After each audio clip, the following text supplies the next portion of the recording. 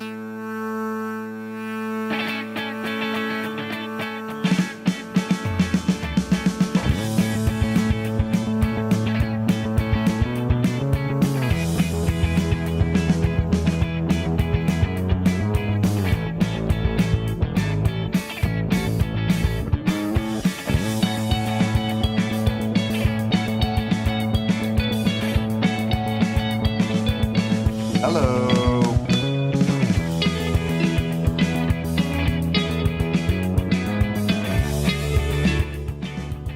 Hey Vic. It's yet another episode of Write Once, Read Many.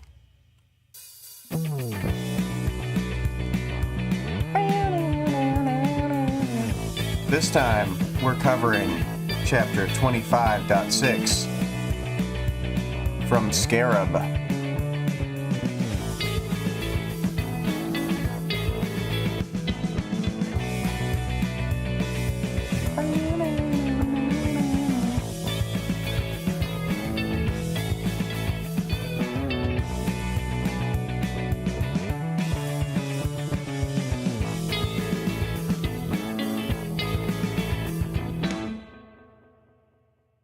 Yeah.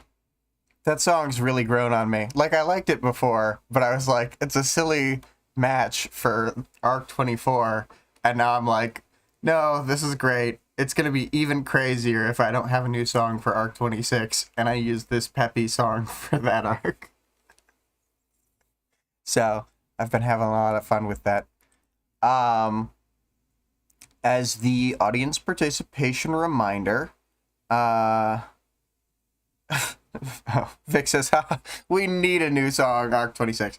Okay, so, fair. I will do my best to get things together. I can only find that one song to suggest to Scarlett, and it like isn't, I know it's not enough material yet, so I need to find more.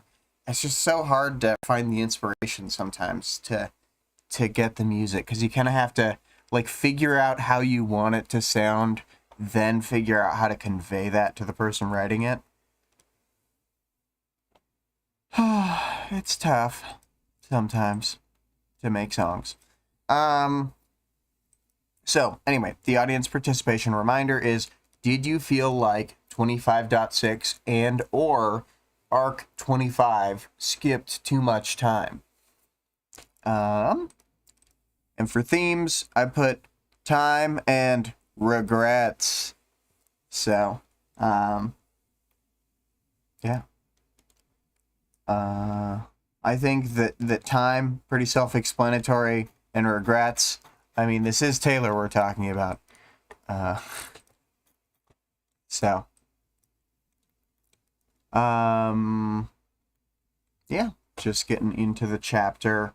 The first section of the chapter is about the continued Khonsu fight before the phone call with Tecton starts.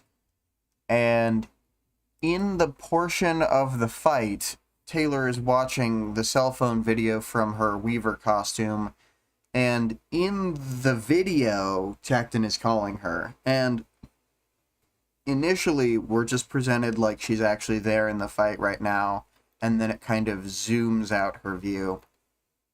We do get some back and forth, and we get some info. She's in South America during that scene, and clearly Mordnog and the Tanda are working like all together for the fight against Khonsu, and they've been able to not only get into the fight, but stay with him.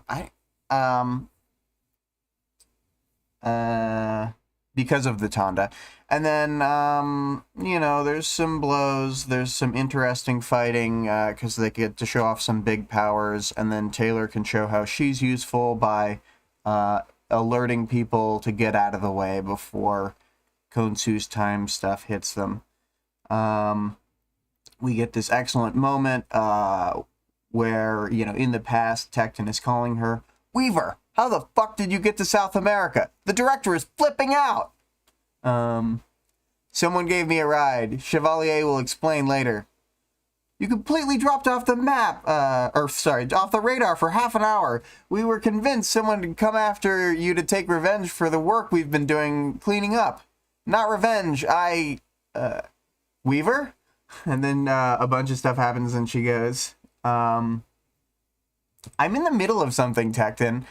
I'm wearing the same camera I had at the last fight, so ask for access to the feed, or get over here. We think we've got a way to pin him in place.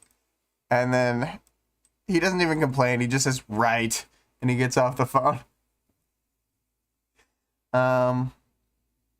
Taylor's so hard to work with sometimes. Craig says, time skips are in theme for Konsu. It all makes sense now. Exactly. I think Worm takes a lot of big swings, and one of the big swings to me is the fact that there's all these like personified writing concepts, like Konsu being the time skip, Aisha being like the stuff that happens off screen or between the lines, basically. Between the comic panels, if you will. Lisa being like exposition personified. And I mean, there's like, people have had a lot of conjecture on different things, but those are the ones that like my brain can easily identify. Maybe we can dig into it for like an extra episode or something if we need pauses between Worm and Ward someday. Anyway, so after some crazy shit happens on the battlefield, which I'll probably actually review in the Powers, Knowledge, and World Building, just for a bit of funsies.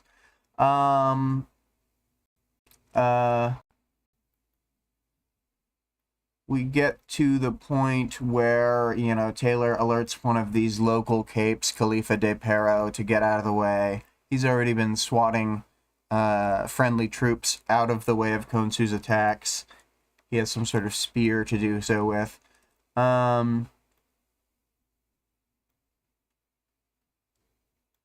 Tonda come in, and not only do they have like a meteor attack, but there's a guy who can make things like stay at a specific set distance away from him and not move any further or closer, and then also like rotate in a way. So he rotates a like hillside into Konsu and just, you know, bashes the fuck out of him with a big piece of land. We learn that part of why Konsu hasn't been taking that big of hits is he seemingly has Glory Girl style force fields between his layers that you've got to individually break. Which means that Mord Nog is probably extra good at killing him because she does sustained damage over a great area. I don't know. Seems like better at whittling away than most powers.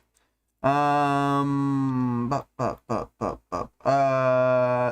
we get a page break after, you know, some more bashing and crashing. And the page break brings us down to her phone ringing in real time, where Tecton is calling her. She even comments how I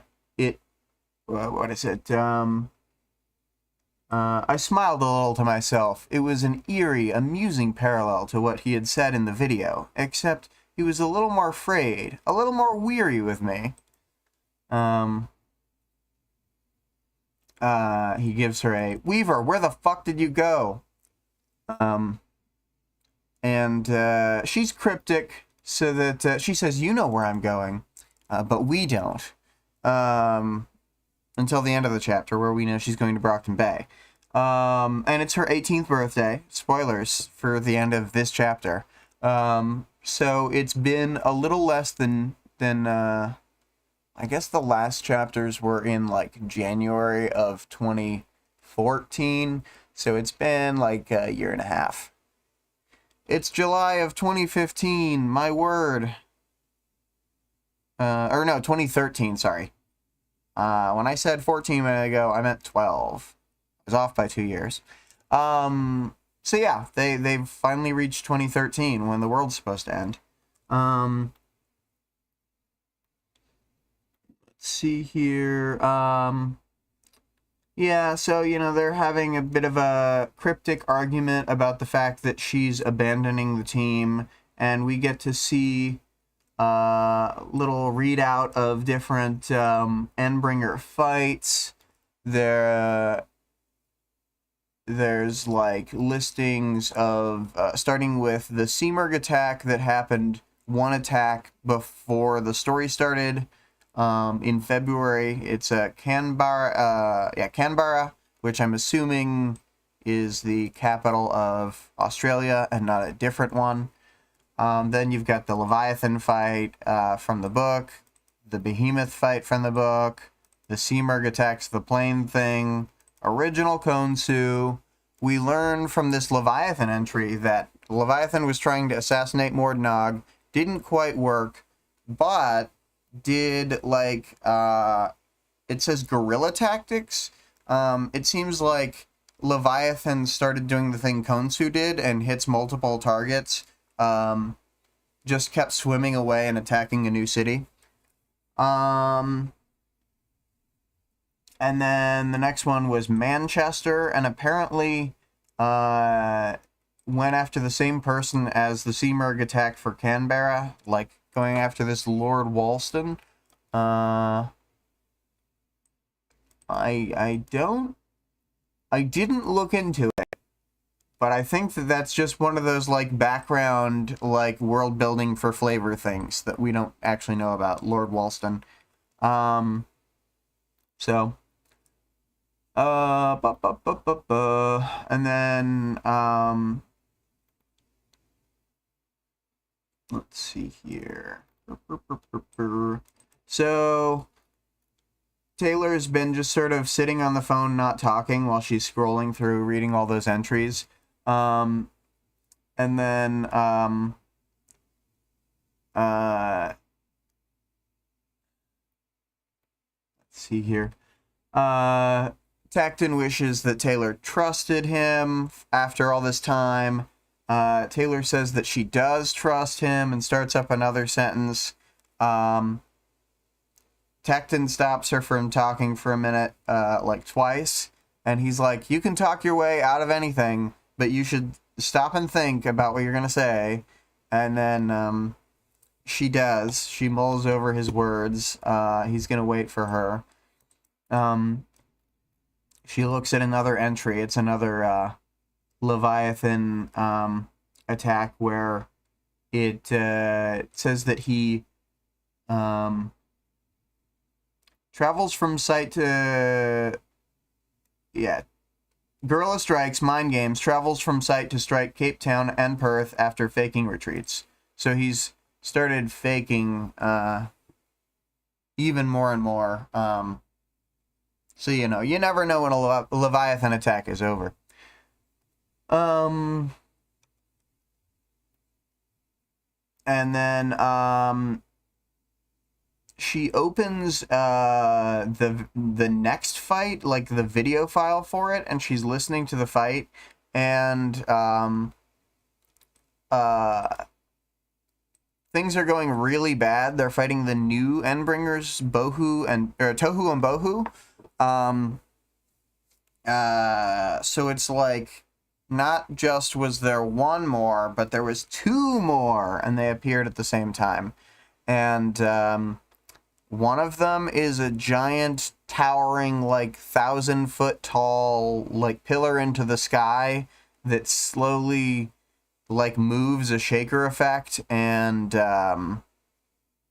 it like changes the landscape of a city into being like a bunch of traps and spikes and things, and then it keeps going through cycles where it tries to stab anybody who isn't in proper cover, and then all the cover turns to traps, stuff like that. Oh, Vic saying, Tecton's sitting on the phone while she watches fight videos is so funny. She's so rude to him. Yeah, it's true. It's true. And then we hear different things.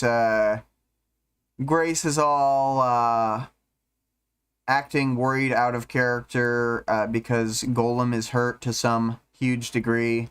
We don't even really hear much about that. Annex is like half in, half out of a building and gets stabbed, and then because it's like historical footage, there's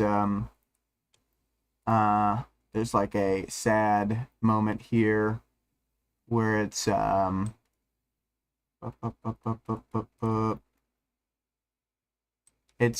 says, "Good news. She can't affect me, or affect what I'm affecting. Bad news is I wasn't entirely submerged. I'm bleeding pretty badly. We'll get to you," Grace promised. I shut my eyes for a moment. Empty promise, I thought.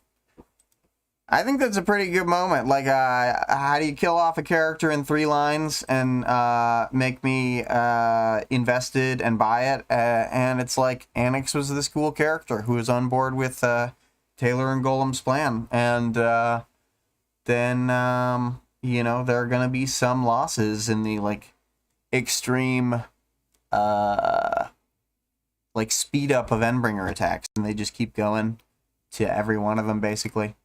Except the Seamered ones. So yes, I would have liked to see more from Annex, but we salute him. And then oh yes. So I got it wrong. Bohu is the giant towering Endbringer who towers into the sky. And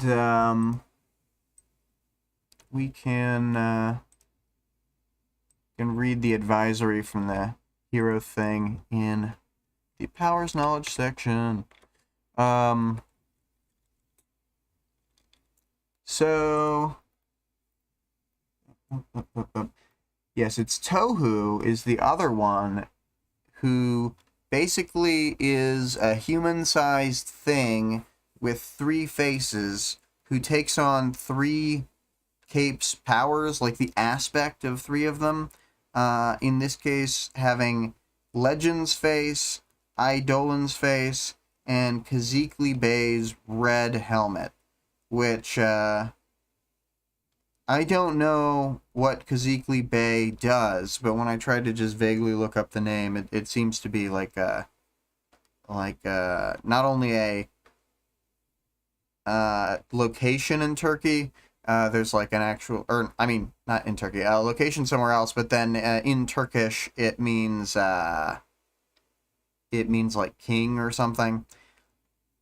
I know that it's also being used as the name of like anime and manga stuff. So I was just like, anything that I'm reading about this at all, I must take with 100 grains of salt. So that's why I'm being so vague. I'm just like, probably everything I read was about an anime.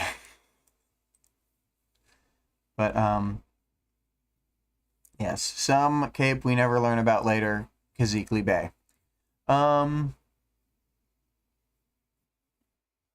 And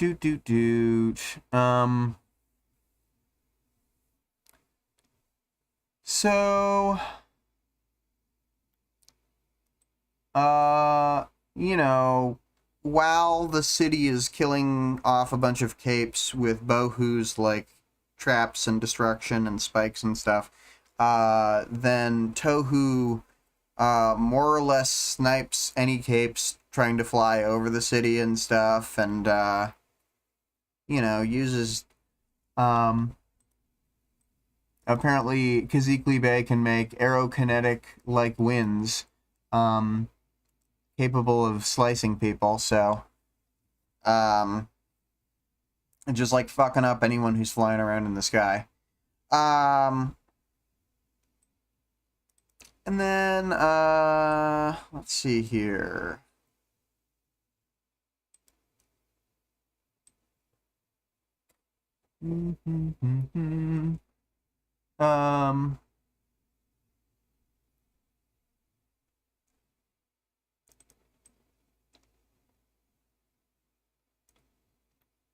Says here, another counter to Scion. All too often he was late to arrive, and once Tohu had chosen three faces and Bohu had claimed the battlefield, well, the fight was more or less over.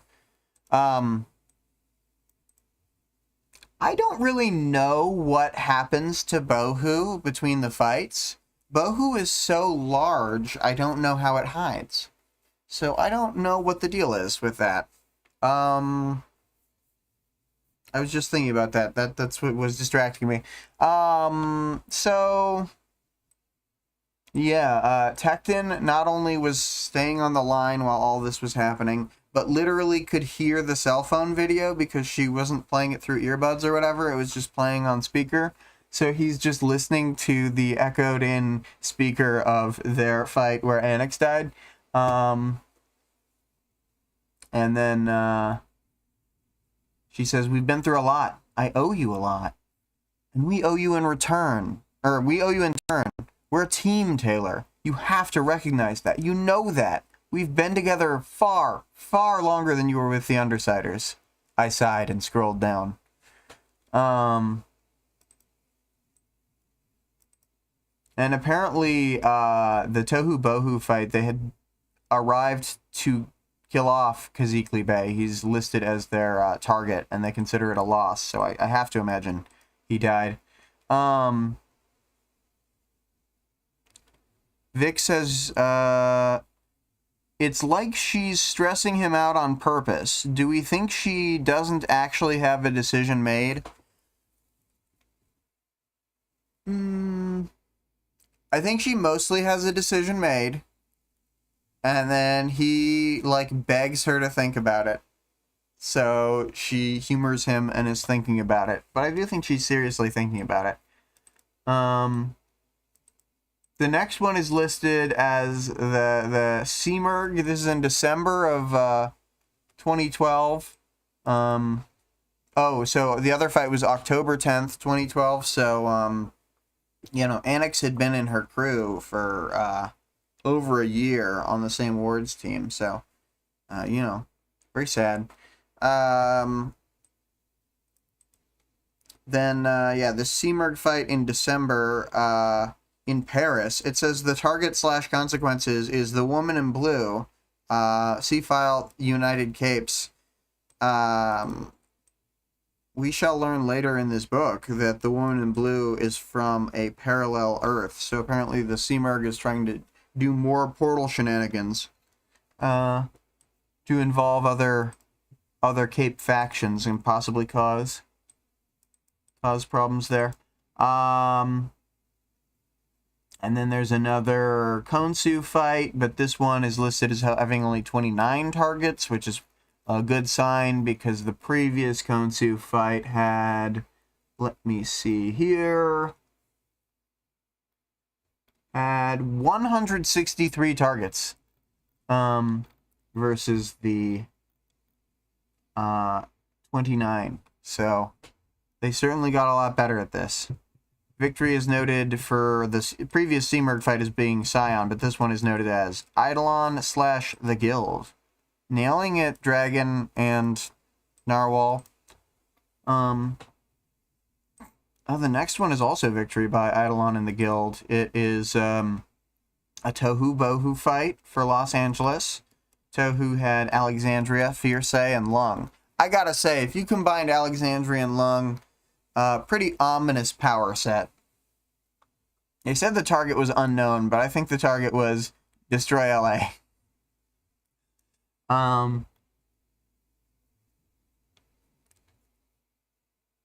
Let's see here. So we get the actual current date, which is June 19th, 2013. Again, we learn that it's her birthday. And then Tecton cuts in because it's been too long since Taylor was talking. And he says, listen, I'm not demanding anything here. I just need a straight answer, so I know what to tell the others. If you say you're not going to be here, I'll understand, except not really, but you'll accept it. I'm going to lie and say yes. Yeah, she's still messing around on her phone, still looking at videos and scrolling up and down. And then she basically says she's going to be back. And she doesn't... It's not clear what she's saying she'll be back for, but it's her induction into the Protectorate, I believe. Usually they don't do it exactly on their 18th birthday, but because she's a publicly known person, they can't exactly shuffle it around. And then she looks at her countdown clocks. It's supposed to be 28 days till the next Endbringer, and they have missed the end of the world date by nearly 17 days. It says 16 days late, but it's 16 days, 22 hours, so. The only person more freaked out than me was Golem. Yeah.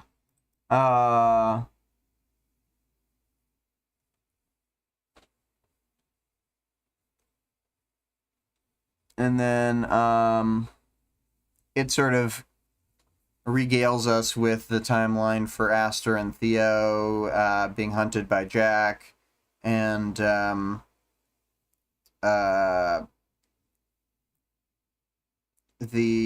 she's thinking about like alternate dates, whether it should be June 4th or June 20th for the 2-year timer, whether it should have started when he talked to Theo, or when June 12th, not 20th, or the 12th when they left town. She says, it wasn't supposed to be precise, but watching the clock tick with each second beyond the supposed deadline, knowing that something could be happening in a place I wasn't aware of, the mere thought made my heartbeat quicken, an ugly feeling rise in my gut. Dinah had confirmed to the PRT that things were still in motion, that it was imminent, but the idea was swiftly losing traction.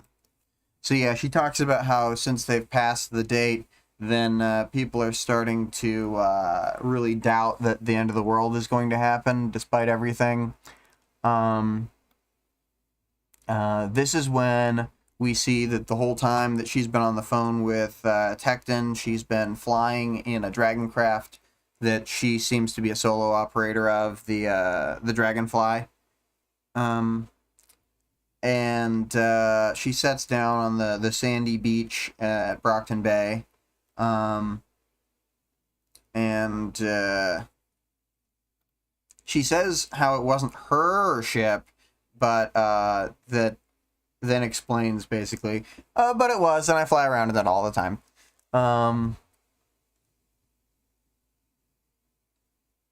And it's funny because she sort of justifies to herself why she's walking around on the ground. I could have flown or floated, but then I wouldn't have felt like I was truly here. It's also like, you know, you don't always have to be flying around. You can walk sometimes, it's fine. Also,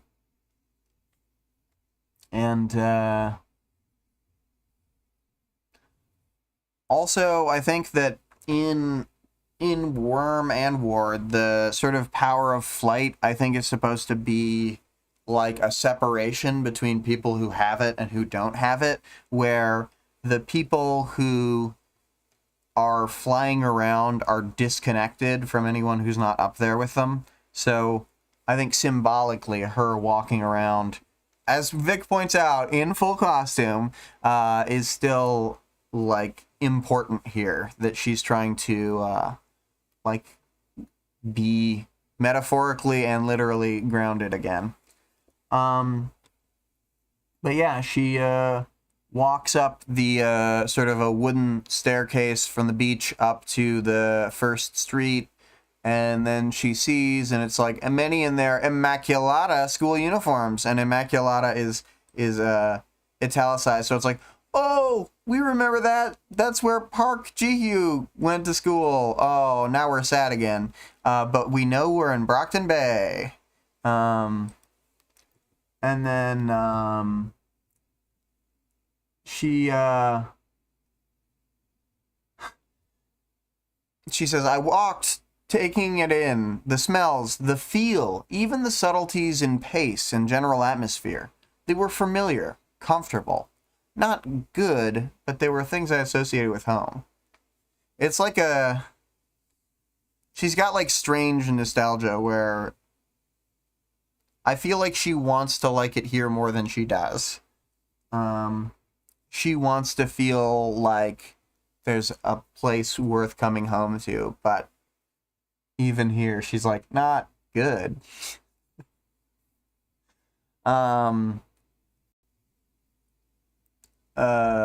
Yeah, but she walks in, she's, seeing different stuff, like she sees, the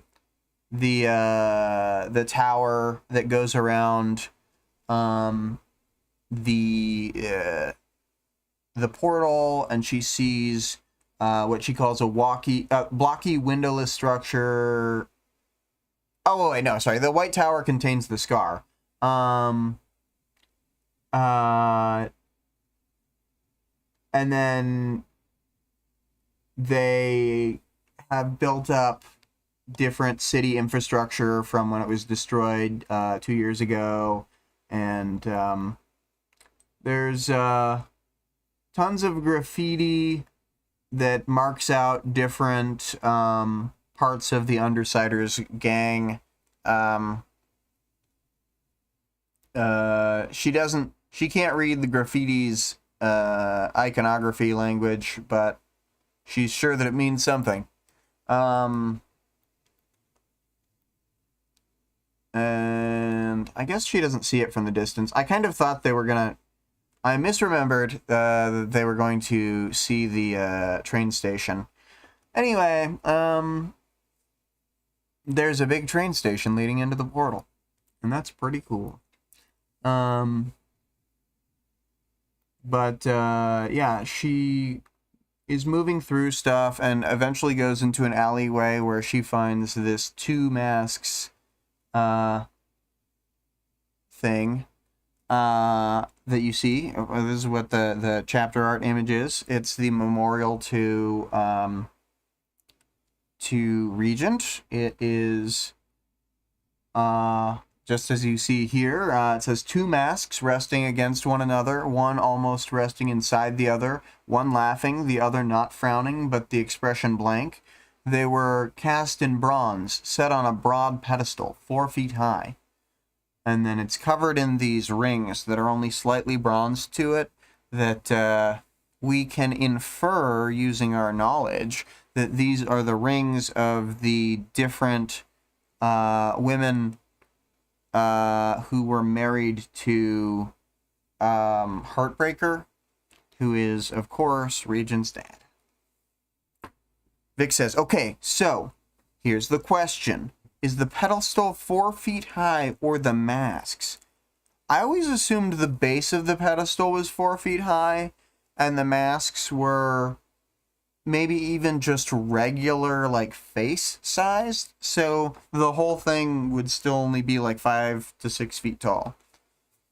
Vic says, because I thought it was the pedestal, but then she says the mask looked down it on her. Yeah, I think you're right. Let me see here.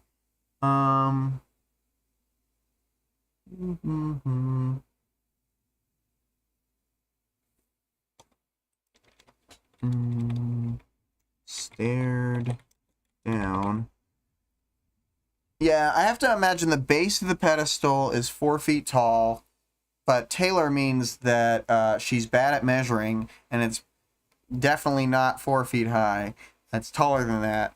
And then let's say they have a little bit of extra bit, and then they're like tall faces, like you're saying, 1.5 face size, the way you drew it.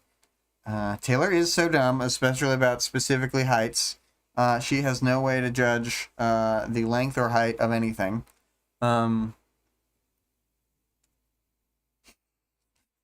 Vic says, it's 800 ants long. Yeah.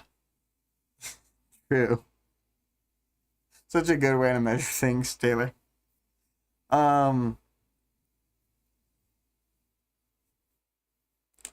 Yeah, I don't know. It's definitely an odd combination of statements because, like, 4 feet. Let's say the little, I don't know. We'll just say they're huge masks. And by stared down, she means that their eye line was almost level and they had to look slightly down to look at her eyes.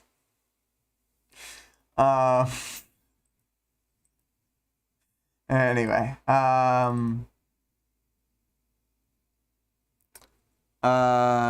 obviously get that they're, you know, the one mask, that they're Venetian masks to honor Regent's mask, but I do think the idea that there was a mask over top of a mask, like literally whether you put the neutral mask or the smiling mask on top or below, they both kind of represent Regent's like weird mask on a mask persona. Vic says maybe she was kneeling. Yeah, she was praying at the altar of dead Regent. Maybe she's not actually 5'11" and she's been lying about her own height this entire time. Yeah, what if Taylor's actually been like 5'4" and she's like, oh, they were 8 feet tall. Oh my god, yeah. I hope that Wildbow never hears this and never hears us clowning on Taylor's inability to see heights. Vic says, she has a complex. I get it. Let's see here.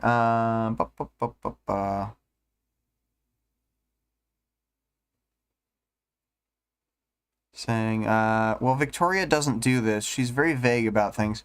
Yeah, she doesn't just say how tall people are. She'll say their heights in comparison to one another when it comes up, when they're, like, standing right next to each other. But, unless somebody's very tall or very short, it usually doesn't get mentioned. And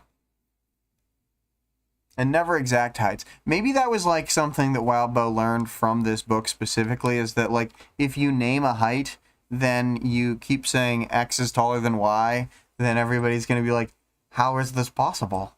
Are they all basketball players?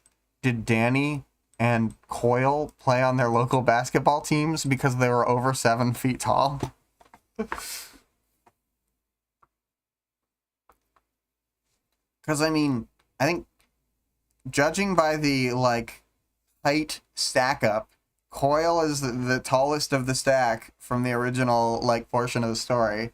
And we're already going from an unreasonably huge Gru to, like, taller Danny to bigger Coyle. He's the biggest Coyle that there's ever been.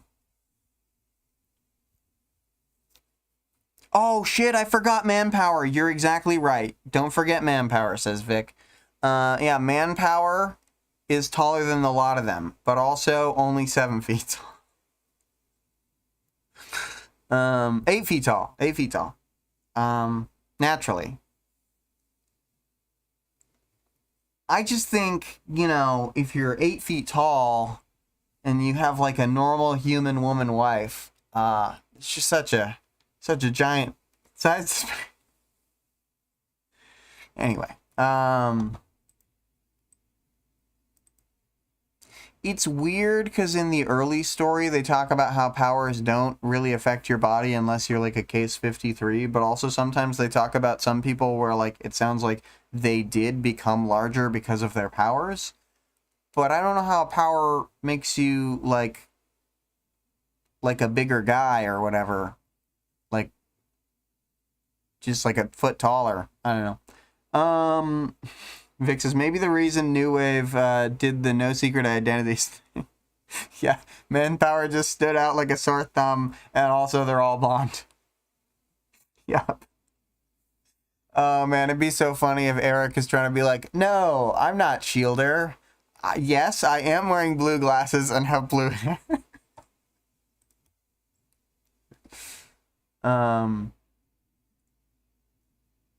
Anyway, so Taylor, I got super sidetracked. Taylor is at the monument, looking up and down simultaneously at the height of the faces, and then, she's talking aloud to the statue as though it's Regent. It's very sad. She still doesn't know how to feel after all this time. She feels like a real cornball. Vic says, I think the powers make people buffer, and also all capes wear platforms. Yeah, even in their civilian identity, they're wearing platform fields. Let's see here.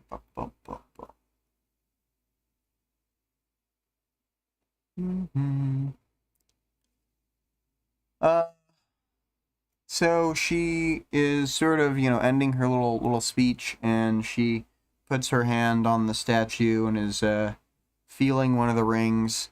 And then Aisha shows up and jump scares her. Oh! And then she thinks about, oh, I was trying not to get jump scared. But then she did it anyway, because you can't actually prepare yourself fully because of the way her power works. You'll forget that you've been trying to prepare not to jump scare. Vic says, oh, Aisha's been here. Aisha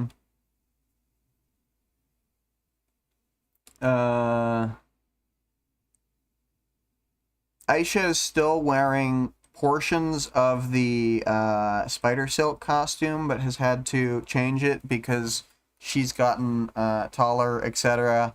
And now Taylor's having to, hold back being a weird horn dog because she's like, ugh, I forgot how attractive she was.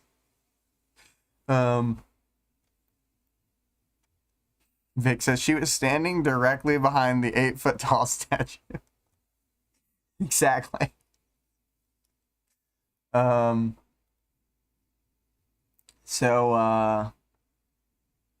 Vic says she wasn't using her power, she was just blocked from view. Yep, definitely.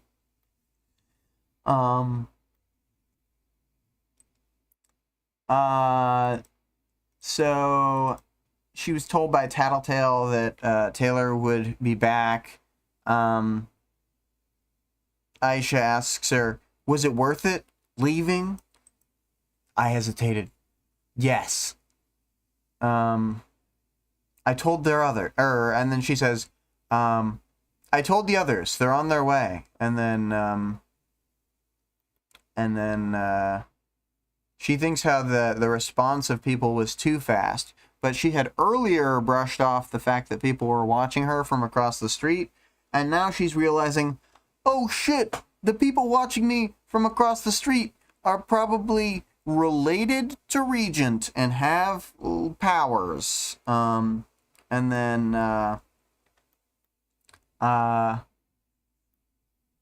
they mention that Heartbreaker's dead.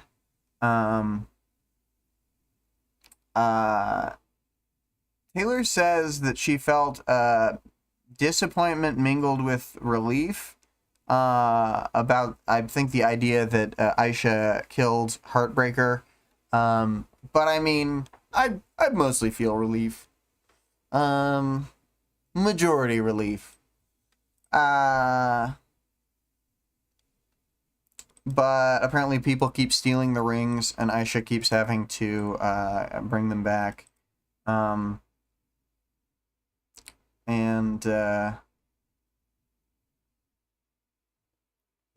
She's asking about if they recruited Heartbreaker's kids, and she says that they needed a place to go, so she did recruit some of them.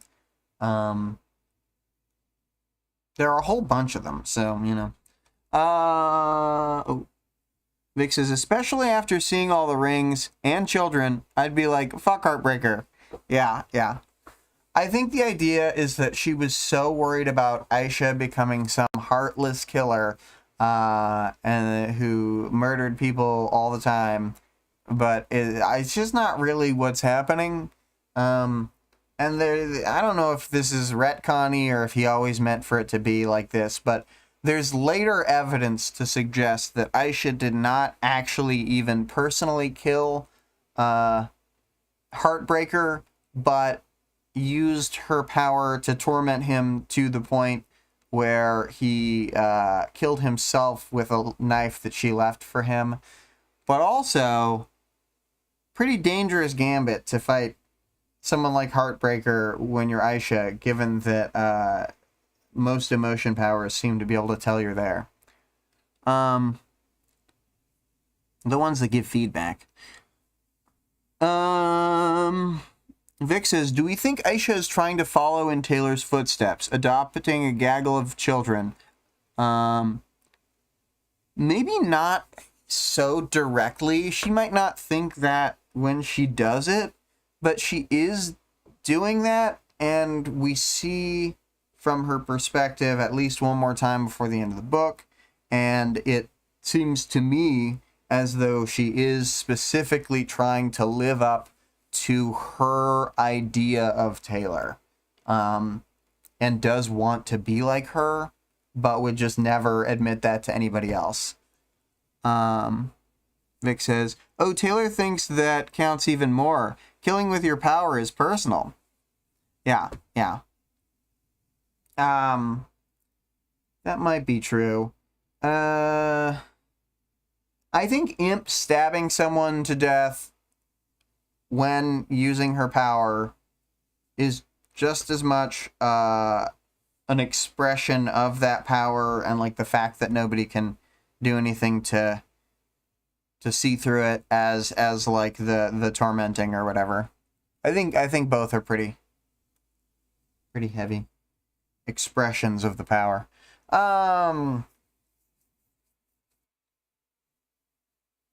One's just more direct.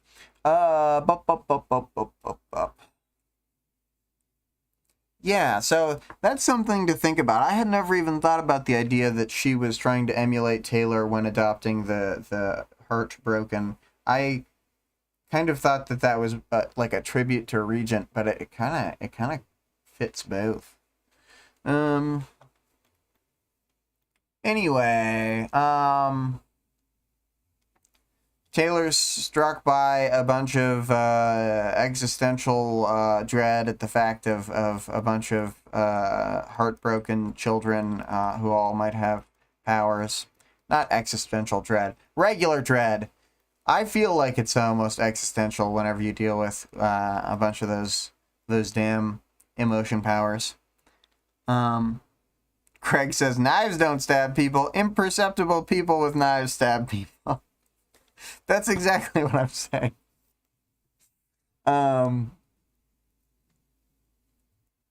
Let's see here.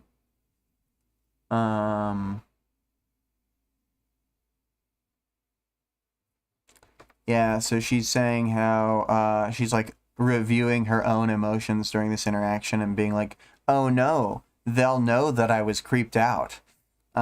Which is like a funny thing to be worried about an emotion person sensing. It's like, I was creeped out, and then it like echoes and magnifies itself. And then Imp is doing another bit, not just the was it worth it. She's like messing with her more, saying I like you better than her, but not explaining anything. This chapter is full of like cryptic dialogue. Like part of it is the first portion with Taylor and Tecton talking around an issue where like we understand it by the end of the chapter, but they never say what's happening. And then Imp here like fully trying to pull one over on Taylor because, you know, you got to go hard for the bit. And then Taylor thinks through a list of other hers that it might be Lisa, Rachel, and then Rachel shows up, and Aisha says since she hasn't been going to the fights, like the Endbringer fights, then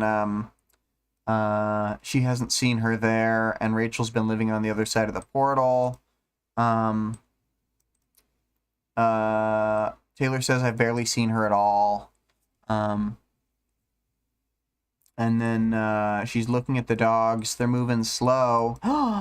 Oh, one of them has a big bison skull strapped over part of its face, and it's Angelica. That's why they're moving so slow. The honored Angelica is lumbering forward. Oh, Vic says, this part is ironic because Taylor just assumed that Imp's humor was a bad trait she caught from Regent, and so immediately gets trolled. I guess that's one way to see it. I think that, yeah, maybe she does. I would say that I would have assumed that, based on the fact that they met prior to her meeting Regent, that as Taylor, I would have been like, no, Imp is 100% of the time can't stop messing with people. But she could not intuit that.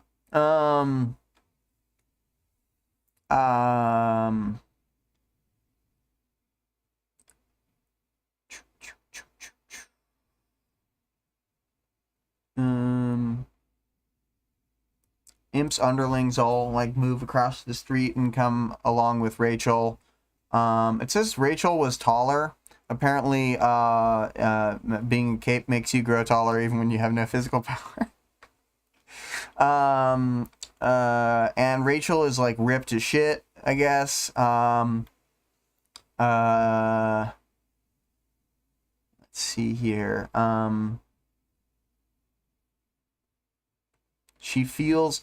She still feels like weird about how she left things with Rachel after the New Delhi fight. But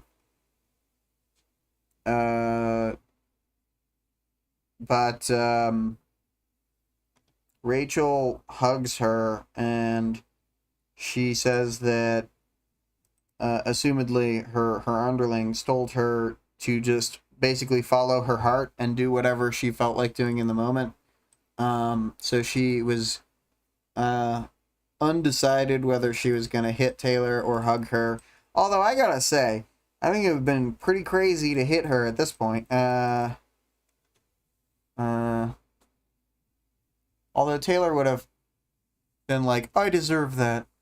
Because Taylor has no self-esteem.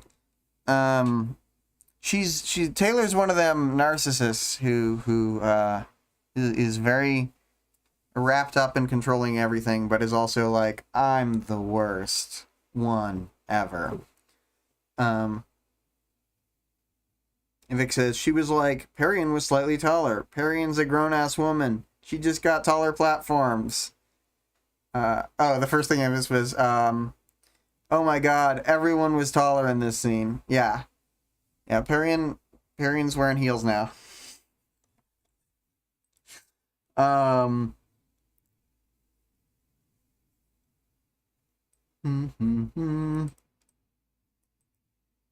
I'd been gambling by wearing my Weaver costume, but then I hadn't expected them to converge on me like this. I would have changed before seeing Rachel.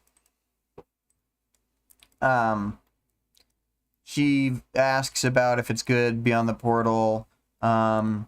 Rachel's like, there's bathrooms now. I like bathrooms. And then she brings up the letter.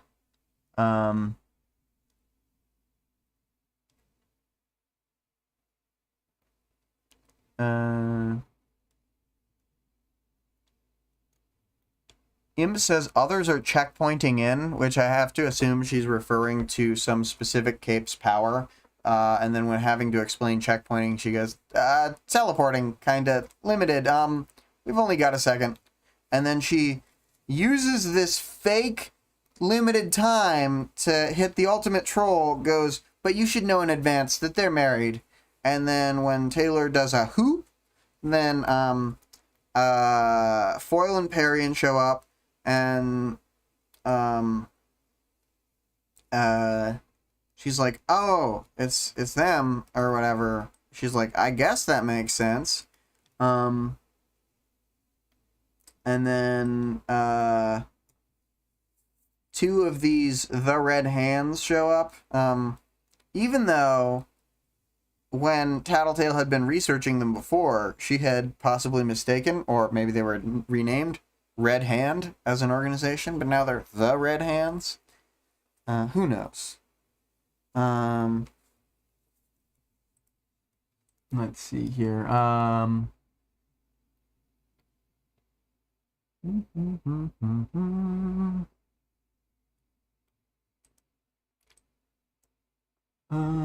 Vic's saying a bunch of stuff. Saying the most surprising thing was that Rachel was wearing kitten heel, giving her an extra 2 inches. Taylor's like, that's surprising, given that gay marriage isn't real or legal yet. I think in the Worm-averse, it was legal at this point.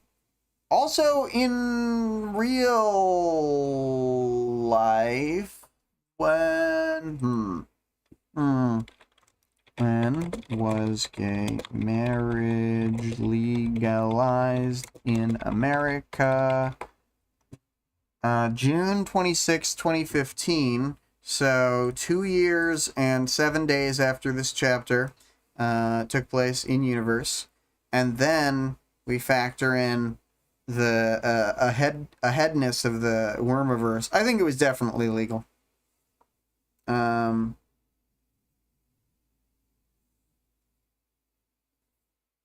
You're all over the place here. You said 2014, then 2016, but when I just read the thing on was the search wrong?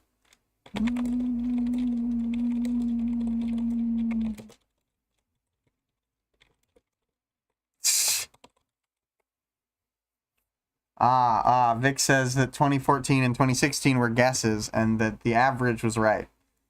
I see. I'm gonna go with gay marriage is legal in Worm by this point. It has to be.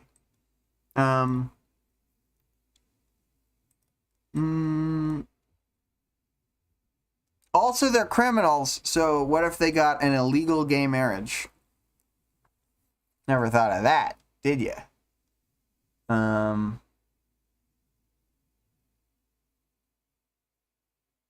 see here.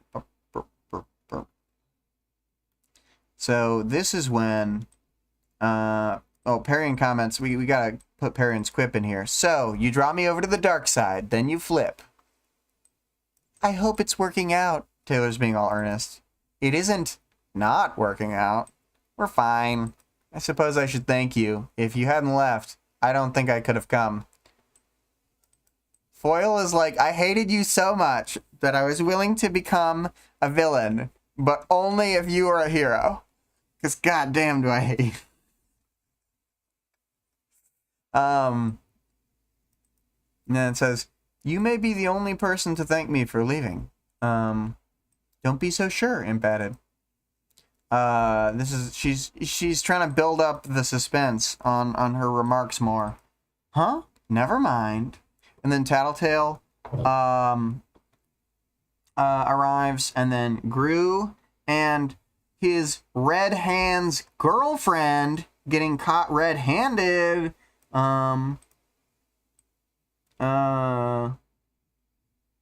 Also, apparently, Tattletale is being flouncy. Brattletail, she skips up and hugs Taylor, and then kisses her on the cheek. The mandibles, really. Taylor has to clarify that when Tattletale kisses her, it's on her mandibles.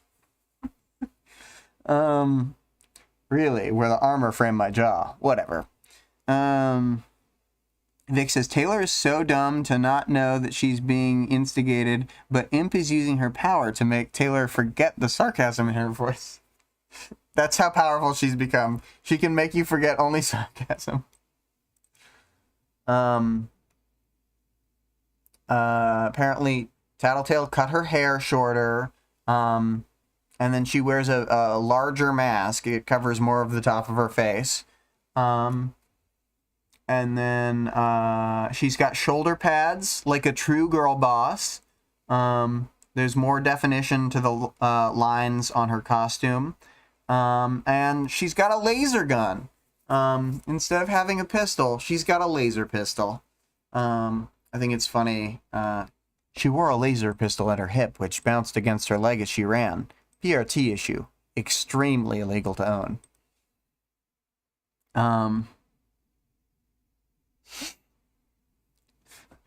It says foreheads out. You know, it's true. She's got to cover her whole forehead and shoulder pads in. She's got to keep up with the fashion trends. And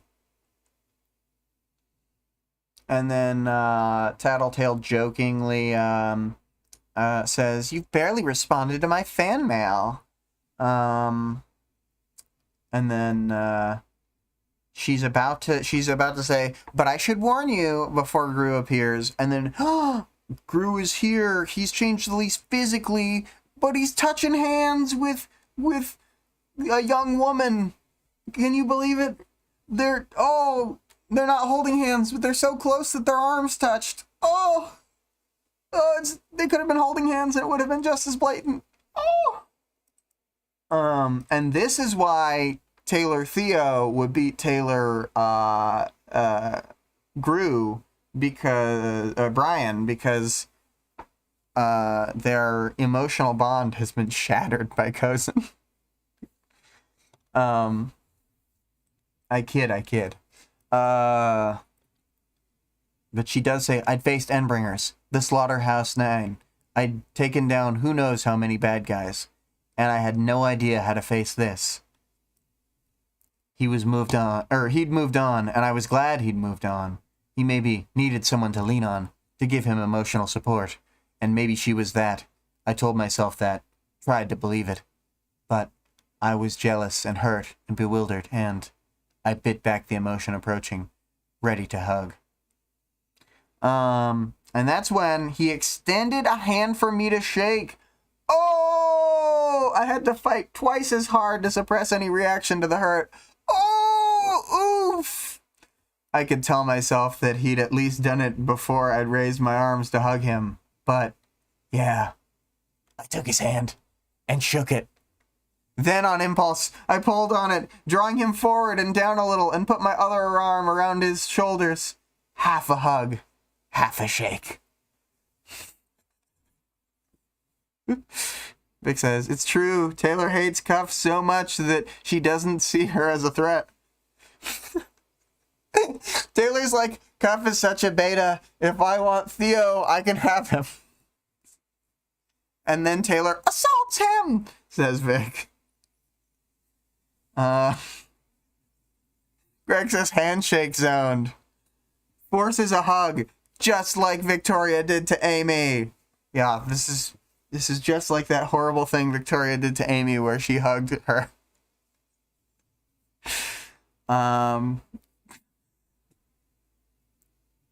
Oh my god.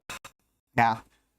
Oh, Vic, that takes me back to us trying to explain Ward to somebody who had never read Ward.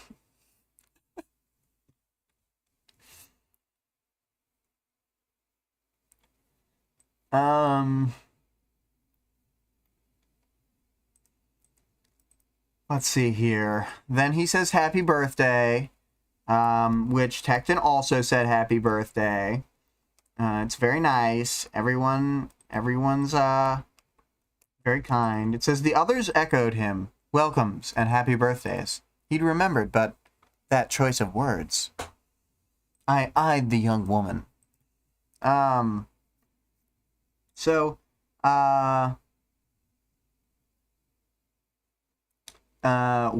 When she and Cozen are staring each other down, trying to pretend like they're not staring each other down, then Brian says, "Oh, Skip Taylor, I'm meet Cozen, second in command to the Red Hand." So he does the thing where he almost calls her Skitter, because you'll always be Skitter to me, but then he's like, "Oh, you're Taylor. I'm acknowledging your agency to not be Skitter, but also acknowledging that you won't always be Skitter to me." Sad.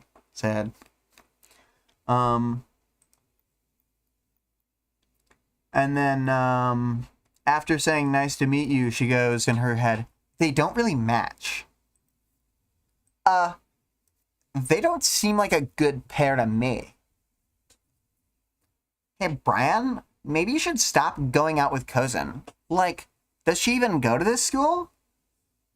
Taylor, you don't go to this school anymore. What are you talking about? She transferred to the school like a year ago. You transferred out like 2 years ago. That's right. Brian and Taylor are both Valley Girls.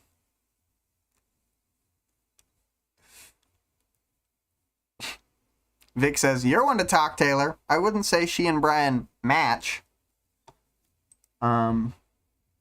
I think that Taylor thinks they match because they're both scary creeps when they're in costume. But given that she has swapped to a totally different costume that doesn't even match his costume, then even if they thematically and emotionally match, then they no longer thematically match. It sounds like they've grown emotionally distant, and they ain't got nothing except a power synergy in combat. Also, his power synergizes worse with hers now than it did in its original format. But what do you think she thinks doesn't match about them? I think that to her, maybe Gru has like a straightforward like look, and she is covered in extra stuff, and it says like old-fashioned clothes, and it's like she's like a Final Fantasy character covered with too many belts and utility pouches and stuff, and Gru just has a leather jacket, and yeah. Yeah. So, maybe that's what she thinks doesn't match. But what she really means is she's like, Cozen's not tall enough. No, what she really means is this hurts my emotion. But once she says nice to meet you, then Cozen says, and it doesn't say she's being sarcastic, so this is left as any type of line read you want. Pleasure's mine. I'm meeting a legend after all. Awkwardness followed. And then this is when she's like, oh no, Imp doing the bit settled in on me, and I do not yet realize that it is a bit. I like you better than her. Don't be so sure. They're married. And she gets mind whammied by Aisha. And then Tattletale, probably realizing that she's been mind whammied, says, Taylor, much to talk about. And she hooks her arm around Taylor's arm. Look, sometimes the way Tattletale flounces up to Taylor and kisses her on the mandibles and hooks her by the arm and moves her along. I'm just saying, I don't ship Taylor Rachel. Perhaps there's another. The congratulations she gives them is so embarrassing. Yeah. It's a nightmare. Let's see here. But yeah, once they say much to talk about, Taylor gets right in at it. The end of the world. Endbringers finding Jack or the designer. And they refer to the designer of the Endbringers very casually. So that's clearly something that has been brought up a lot of times in conversation, like we saw in the previous big meetup chapter. Because assumedly they've done a big meetup, like anytime a major new problem arises, like when the two new Endbringers showed up, etc. Anyway. I don't know. Everyone's playing it safe, keeping things quiet. What do we do? What was the plan when you came? I've got 6 hours before I need to be in New York. They're swearing me into the Protectorate. Congratulations, Gru said. He sounded genuine. I should be saying that to you, I said, glancing at him and Cozen. Oh, thank you, he answered in his characteristic eerie voice. Oh, man. It's so funny. I love it. I should be saying that to you. I was going to visit everyone in turn to catch up, visit my mom, then see my dad. Well, we're all here. We can go somewhere together. There's stories to tell, I'm sure.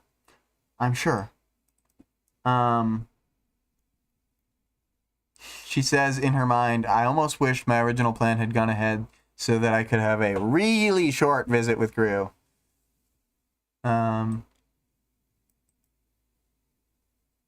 She doesn't even think of all the other minor characters. She only thinks of Brian, Rachel, and Lisa. This is terrible. She goes, cringe! Taylor doesn't even think back on this moment and realize how awkward this was.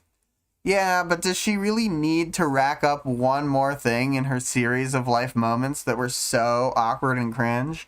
I think she's got that covered already. We're probably good on that front. And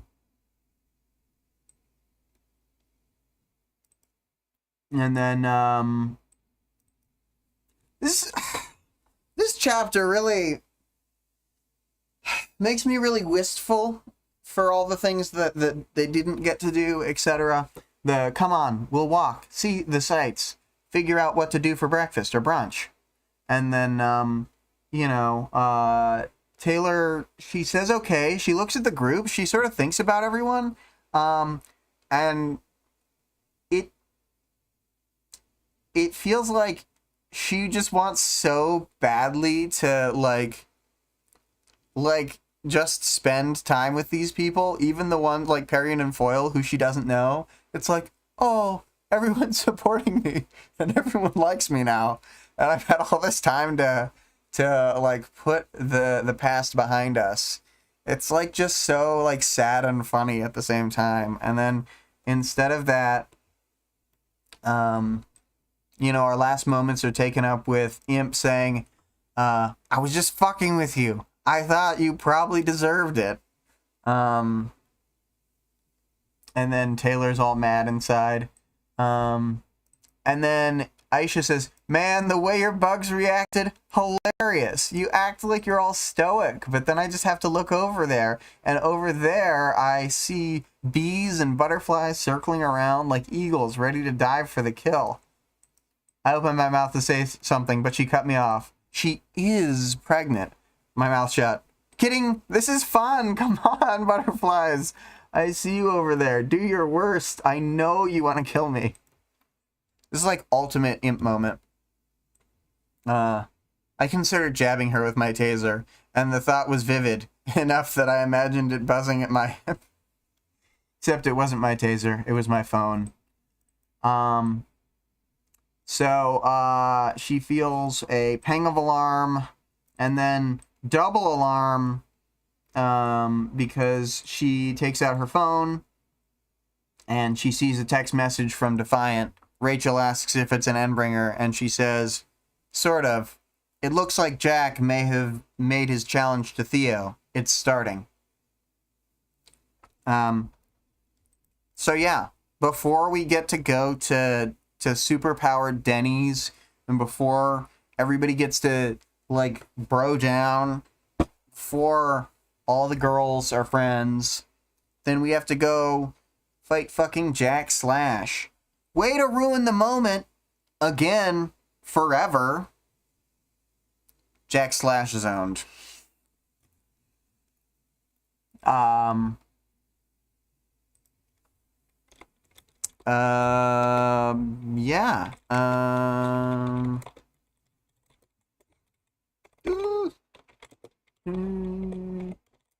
So, for my final chapter thoughts, when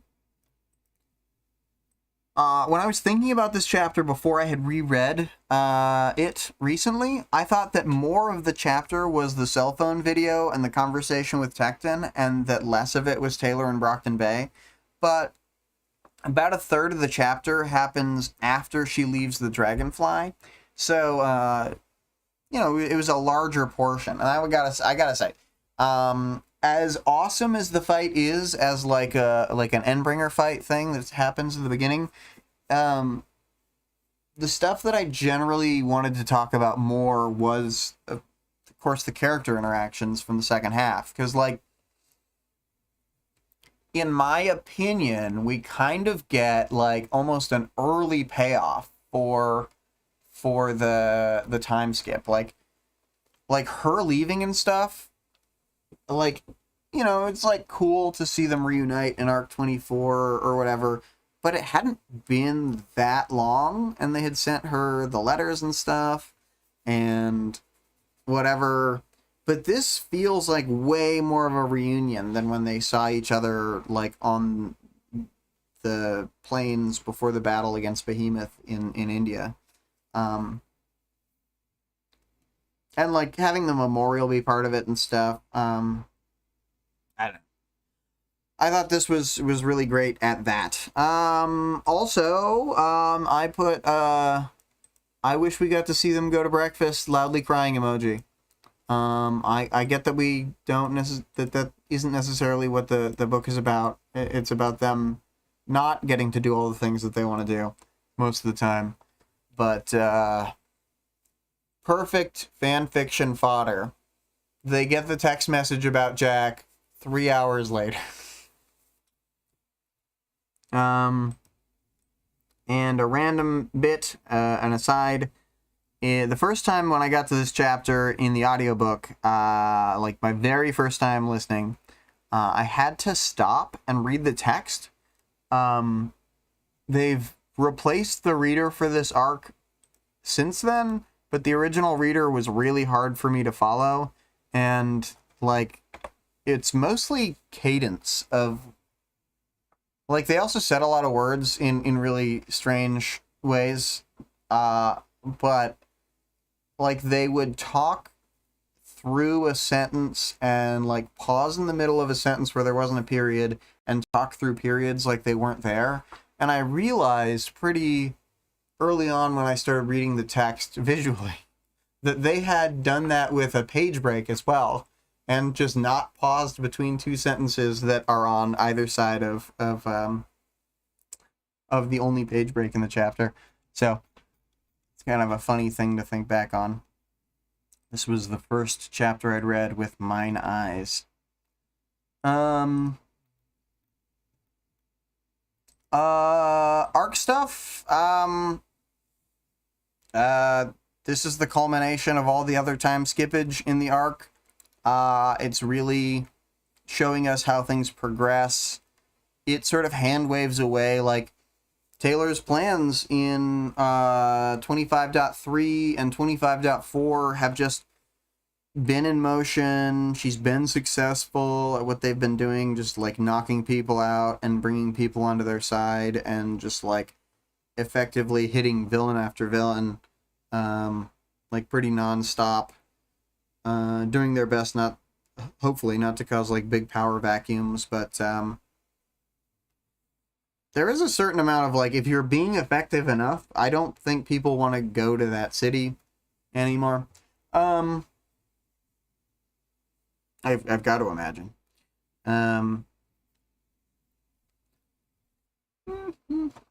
Yeah, everything sort of progresses. I think this is a great final Taylor chapter to the arc. They do leave us on a cliffhanger that's going to go into... I guess you wouldn't necessarily know that there's not going to be more time skipping, but I think it's pretty well signaled that, like, the events are happening right here and right now. I didn't have any question in my mind that the next Taylor chapter would pick up, like, minutes or hours after this, which it does. So, I think they telegraphed what was happening pretty well, and by they I mean Wildbow. He did.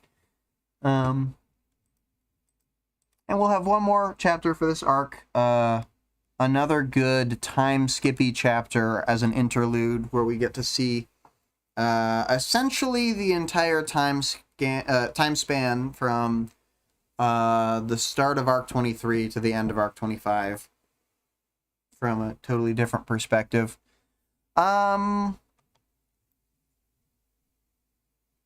Characters. Legend. When Legend gets caught up in the time effect at the beginning, he's able to use bit that we know about his power as, like, an audience member from reading his interlude, where he goes fast enough to slow down his mind from being like, so he doesn't lose his mind from being like stuck alone, even though surviving is no issue for him. He's also got the means to keep his brain intact. Our good friend Dolan, even though his power is waning, Taylor is amazed by what he's able to pull off. He like zooms from side to side of the battlefield, catches light before the light hits people, so some sort of instantaneous reaction to do that, and then he like swaps powers and puts up a wall to stop them all from getting flash boiled by the big light attack hitting the ocean.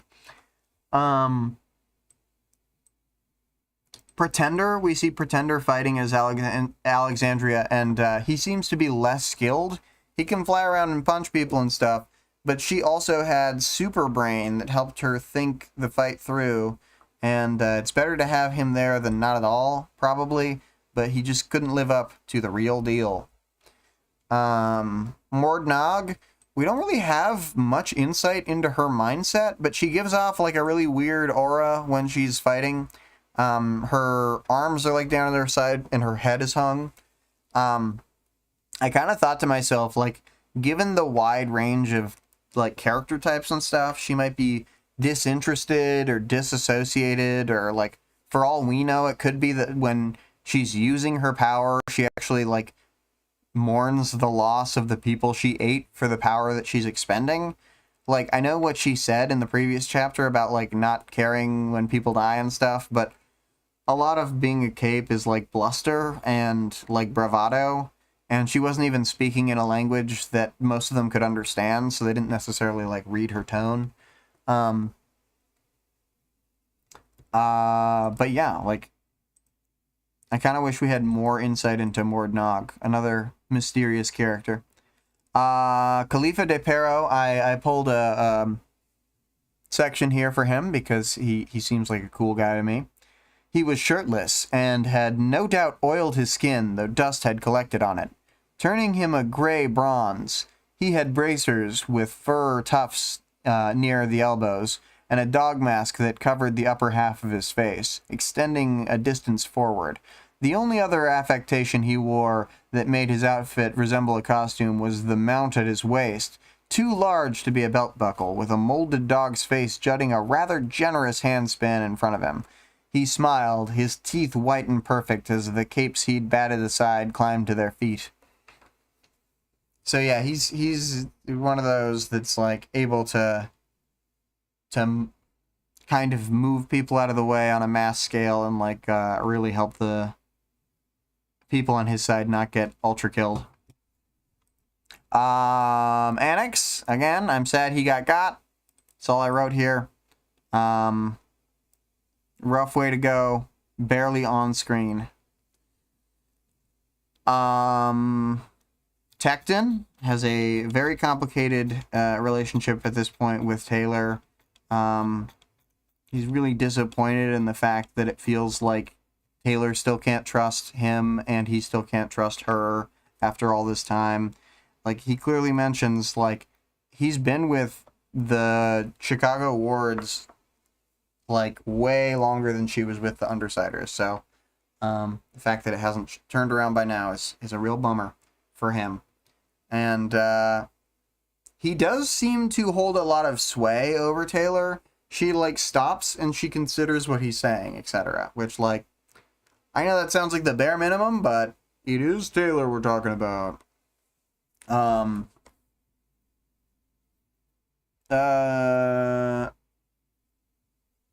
Yeah, they've been through some shit. Implied forged bond. Taylor does not care. Aisha/children. I wrote a couple things here, but the first one was, she friggin' got Taylor's ass. Totally fooled her into thinking not one, but two different couples were married. And the pregnant thing worked too. It all worked. And then I also wrote that Aisha can read Taylor's emotions through looking at her power better than like anybody else. It's very natural to her. Rachel reads her body language. Aisha has an even better read on her from her bug language. Bug-D language. And then Tattletale cheats and uses space magic to tell what Taylor's feeling. I think Aisha...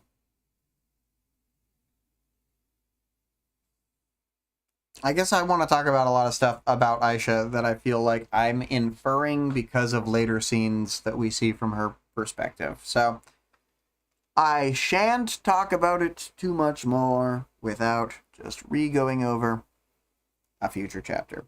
Rachel, Angelica Bastard. It's nice that Angelica still gets to go do stuff. I don't really have anything to say about Bastard. He's cool, I guess. I feel like I have more of a connection to Bentley anyway. And they specifically mentioned Bentley was not here. But it's not like we're not going to see Bentley again. We see Bentley all the damn time.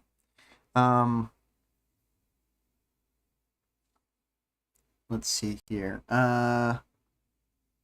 Luckily, Rachel has moved on enough to give Taylor a hug. Taylor feels super awkward and stuff, but I don't have that much to say about their pairing. You know, I think it's good that Taylor reached out to Rachel, but I think no matter how much time they spent with each other, they wouldn't have that much to talk about. I've got the Saba/Lily section. They're all lovey-dovey in front of people, and somehow they've grown taller. I say that only to set off another rant from me. It's nice to see them. It's very cute when Harrian's like, I can't believe you got me to come to the dark side, then you left. And then it is funny that Foyle is so much like, man, I'm so glad that you flipped when you did. Otherwise, I never could have become evil and kissed this hot girl. Just wouldn't have worked out. Oh yes, for the Brian/Cozen/other red hands, I pulled in the description. I eyed the young woman. She was a rogue, in the dashing villain sense, wearing a mask around the eyes, and old-fashioned clothes with lace around her ample cleavage. Her jacket and slacks were festooned with belts, bearing utility pouches and knives. The glove that wasn't red had a knife attached to each fingertip, a brace around it to keep everything in place. Yeah, she's got like Freddy Krueger hands, and she's got like a laced up décolletage zone. Maybe this is why she thinks that they don't match. I mean, other stuff about them not matching is that, and I think this joke is valid since Taylor makes fun of her own chest size in this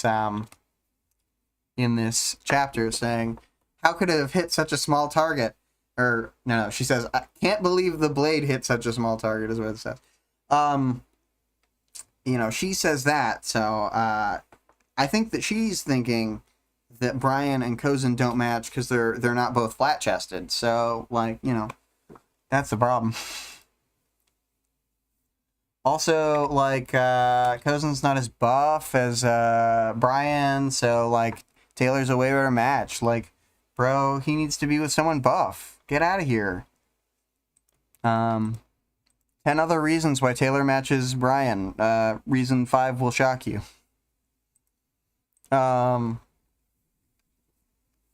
Anyway, moving on from the Brian who has moved on from Taylor, we've gotten to Lisa, who has never moved on from Taylor. And, I mean, I love their little reunion here. It's pretty great. I don't know. I feel like I kind of said everything about it in the chapter, but, Lisa, you are my second favorite character, and Taylor, you're my third favorite character. So, pretty good scene.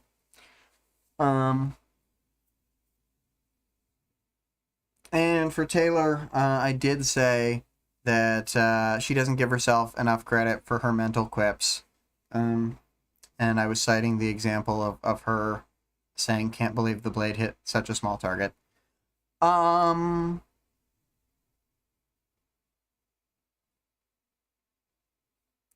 Yeah, Taylor's in like a really weird place here. Like, mentally. I think she really doesn't know what to do because she kept expecting the world to end sooner. And it feels like things are all closing in on her also because she still thinks the world is going to end, which it is.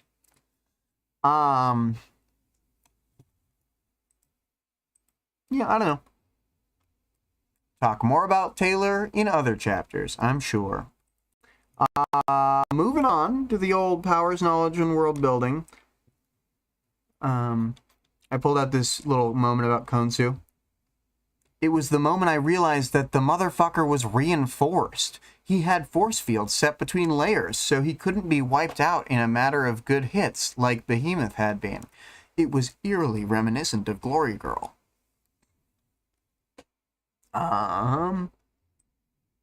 Already said the Lisa line about the laser pistol. Extremely illegal to own. I like this chapter establishing Taylor, more or less having the dragonfly to do whatever she wants, to have her own dragon craft. Oh yes. The Endbringer Bohu appears to follow a strict pattern.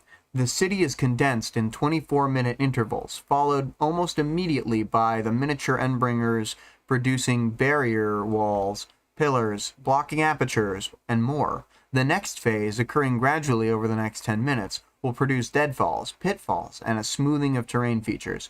Following that, we should expect more complex mechanical traps to appear, after which point the cycle will start anew. Be advised, she attacks with spikes as she enters each phase. Disparities in reporting suggest that she is fainting in some cases, feigning an inability to do so. And then, let's see the... Beside her was her sister Tohu, who would have been almost imperceptible if it weren't for the glow around her. Tohu with 3 faces, Legend's white and blue mask, Eidolon's glowing shroud, and Kazikli Bey's red helmet, each twisted to be feminine, framed by the long hair that wove and wound together to form her body. It condensed into cords and ribbons, and the ribbons and cords in turn condensed into her chest and lower body. 2 torsos made with overlapping versions of the hair stuff, small-breasted with only 1 pair of legs at the lower half. The colors were extensions of the costume she was copying, predominantly white here, but with streaks of crimson, green, and sky blue highlighting the ridges and edges. Her 4 hands were long-fingered, claw-tipped extremities, in shapes that served as mockeries of the people she was mimicking. 2 of Eidolon's hands with blue-green glow around them were holding a force field up to protect her sister, while a white-gloved one focused on using Legend's lasers to target capes who thought flying up and out of the city was a good idea. Not that it was easy to fly in winds like this, not the sort of winds that an aerokinetic like Kazikli Bey could make, capable of slicing someone with compressed air into razor-like ribbons. A hand in the red gauntlet was gesturing, redirecting the wind to blow down across in crosswise currents that formed brief-lived whirlwinds. And so, obviously very powerful, pulling in like 2 of the triumvirate and 1 obviously like hugely powerful cape, who I think was local. And because Kazikli Bey was the target of the Endbringer attack, according to their files. So yeah, how do we deal with these fuckers? And again, the other one we're described has both Lung and Alexandria as part of the package. How do you deal with that?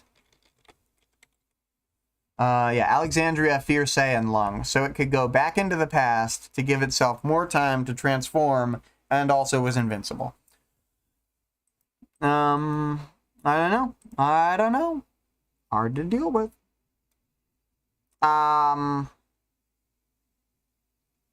And then we learned a whole bunch about different dates that Endbringer attacks happened. I think the most important one here is going to be the Los Angeles attack, because we will see Los Angeles again in the future, but actually, like, be there. So we know that it was a Bohu-altered city. Which also makes it uninhabitable. So it would be a mass migration back to event 2. Dislodge millions and millions of people who live there. I have to imagine it's about as big as current LA, which is huge. Or maybe LA from 10 years ago, but you get my drift. Yeah, alright. Well, I think I'm done with the world building. Oh, one last thing was that I think it's fun that Taylor was going to become a Protectorate member today. But she got interrupted. Audience participation. Did you feel like 25.6 and or Arc 25 skipped too much time? Vic says, I feel like the time skip was good. The story was in a place where Taylor and the wards were basically just grinding before the 2-year deadline. It makes sense that there wasn't a lot of story or development during that time. I think that people who are reading serialized stories are especially sensitive to time skips. I think time skips are super normal in sci-fi or fiction novels. Yeah. Yeah, I mostly agree with that. I basically think that it was just a shock. People are like, why don't we get to see these events? I kind of had like a weird, similar reaction to something that happened in Earthbound. The very first time I played Earthbound, there's the scene where you take a ship from Summers to Scarba, and that's funny, this is Arc 25 Scarab, and you're going to Scaraba. But it gave me a similar feel, because you sail past all these interesting looking islands, and when I saw the islands, like, at first, I immediately thought, oh, we're gonna go there, and when we passed them, I was like, no, all those places, all the, like, cool things. So, I very much felt like I got time skipped past those islands to the land of Scarab. But no, I think it did a good job as well. I know that probably Wildbow wanted to write more of the intermediary stuff based on, like, some of the comments he made, is how it feels. But I think that this really moves us from the high action of arcs like 22 and 24. Like, not that there was, like, a lot of physical action in 22, but it was, like, really high intensity. We're moving from that to, like, more, like, really, really peak stuff. Like, things start rolling from here, and it mostly doesn't slow down. There is a little bit of time to, like, catch your breath at different parts, but the portion of the time frame that we skip to is just, like, the densest with events of any point in the story, even more so than the beginning of the story when stuff was happening, like, every day. Yeah. Anyway, I guess that's our only answer. So, while much of the audience thinks too much was skipped in the arc, I do not. And Vic does not. The 25.x question is, have you ever read/watched anything with a redemption arc starting from such a low point as this? Ooh. Post it in chat so people can answer. All right. I'm going to start up that outro music. Actually, maybe, let's see. We'll give it a second. redo the speed draw. I'm going to quickly read the links before having to yell over the music. The music that will play is Crushed by ScarlettXOX. Her Twitch stuff can be found at twitch.tv/Scarlett_Rogue. Sadly, she has not been streaming as often as we'd like, but hopefully someday. The Discord server link and the other links can be found in the stream description as well as the channel description. The author of the work being discussed can be supported on Patreon at patreon.com/wildbow. The full text of the work is available for free online at parahumans.wordpress.com. And there is also a fan-made audiobook of the entire work at audioworm.rain-online.org. And it's time for the music. Yeah, they lined up pretty well.